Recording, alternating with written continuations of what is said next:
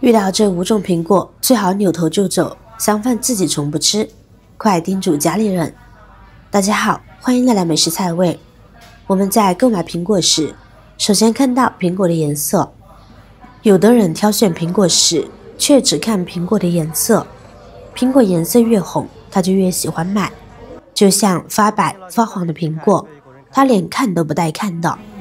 如果你只挑选颜色全红的，那就错了。很多人都知道，苹果在生长的过程中，遇到了阳光才会变红，被树叶遮挡，没有遇到阳光的一面呢，就会发白发黄。如果苹果表面全是红的，就证明这种苹果有可能是打了催熟剂，才可能全红。而催熟果是指使用化学催熟剂加速成熟的苹果。这类苹果虽然外观成熟，但内部往往还未完全成熟，口感和营养价值远不如自然成熟的苹果。催熟剂的使用还可能对人体健康造成潜在威胁。在购买时，我们可以通过观察苹果的颜色和硬度来判断是否催熟。颜色过于均匀、鲜艳且硬度异常的苹果，很可能是经过催熟处理的。催熟果的香气往往不如自然成熟的苹果浓郁。真正比较甜的苹果，它是黄里带着这种粉粉的红，红中有黄，黄中带红。这样的苹果汁水比较充足，而且口感会比较香甜。重点是它是比较清脆爽口的。同时，苹果的形状呢，也要尽量饱满圆润，避免选择那些形状畸形或者是凹陷的苹果，那样的苹果可能在生长过程中受到了不良影响的。第二，挑选苹果时，观察纹路是一个重要的技巧。细心的朋友呢会发现，苹果的表面布满许多的竖条纹，纹路清晰，分布均匀且较为规则的苹果，通常表明其生长过程中养分吸收较为充足，口感可能会更好。其次，粗细适中的纹路呢，往往意味着苹果的成熟度较为理想。纹路过粗，可能苹果的口感不够细腻；纹路过细，则可能成熟度不够，口感比较酸涩。另外，有些苹果的纹路呈现出明显的条状分布，且线条之间的间隔比较均匀，这样的苹果往往汁水丰富，甜度较高。总之，通过仔细观察苹果的纹路，可以在一定程度上帮助你挑选到品质优良的苹果。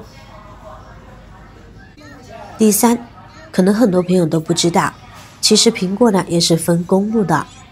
我们注意看苹果的果脐部分，有些苹果的果脐凹进去比较深，而有些果脐小且浅。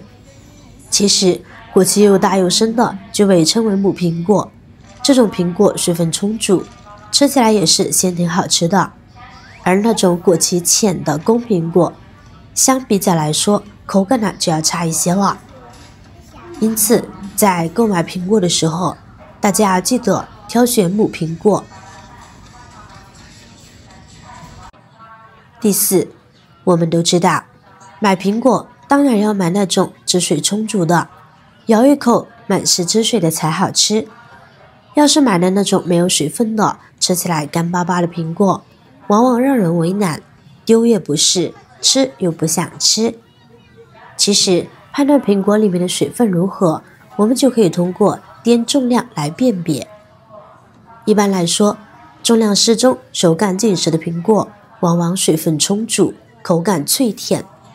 如果苹果感觉轻飘飘的，可能是内部水分流失或果肉不饱满。此外，用手轻轻按压苹果表面，如果感觉确实有弹性，说明苹果新鲜且品质好；如果感觉软塌或凹陷，则可能是存放时间过长或内部已经开始变质。第五，用手摸一摸苹果表皮，粗糙的比光滑的甜更安全。为啥呢？因为苹果皮的粗糙程度与苹果接受光照的时间和强度存在着关联。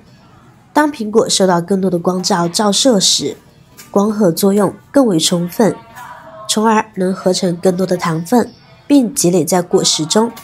虽然果皮粗糙些，但是它是自然成熟的苹果，而表皮光滑的苹果则更多可能是打了果蜡的。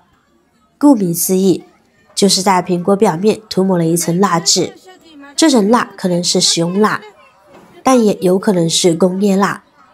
工业蜡中含有对人体有害的化学物质，长期使用可能对身体健康造成潜在危险。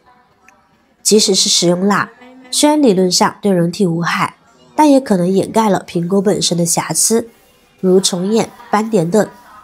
更重要的是，打蜡的苹果在口感和营养价值上往往不如自然成熟的苹果。因此，在购买时，我们可以通过观察苹果表面的光泽度和手感来判断是否打蜡。过于光滑、光泽度异常的苹果很可能是经过打蜡处理的。好了，那么你知道该如何正确挑选苹果了吗？苹果买多了一时吃不完，或是自己家采摘的苹果吃不完的，保存苹果别再放冰箱了。今天教你保存方法，放半年都甜脆多汁。苹果保鲜小妙招，方法堪比商家苹果冷库。准备一个干净的纸箱，底部铺上一层厚厚的报纸或纸巾，然后准备一包可食用小苏打，撒上适量的小苏打粉。小苏打也是个保鲜的好帮手，它不仅能吸湿，还能抗菌。好了，现在先放一边。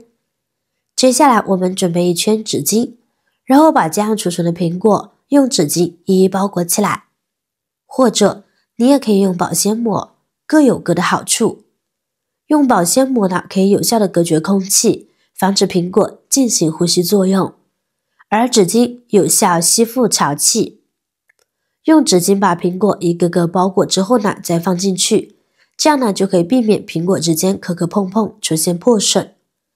然后我们再把苹果挨个放进纸箱中，注意这里不要叠放，不要挤压，一个个有序的放进来。如果苹果较多，我们就再放上1、2张报纸隔离开，再撒些小苏打，然后再将苹果放上来，就这样重复操作，直到塞满纸箱。最后一步，我们把纸箱密封好，放在阴凉干燥的地方储存就行。用这个方法来保存苹果，可以延长苹果的保鲜期，可以说从现在储存到来年开春，也不会破坏苹果的口感，依旧香甜多汁，非常实用的一个小方法。以后家里苹果买多了，就试试这个方法来保存吧。今天的视频就分享到这里了。如果我的内容对你有帮助的话，别忘了动动你发财的小手，给我点个赞，加个关注哦。点击我的头像，还可以观看更多的精彩视频。每天都会分享不一样的精彩内容。我是瑶瑶，我们下期视频再见了，拜拜。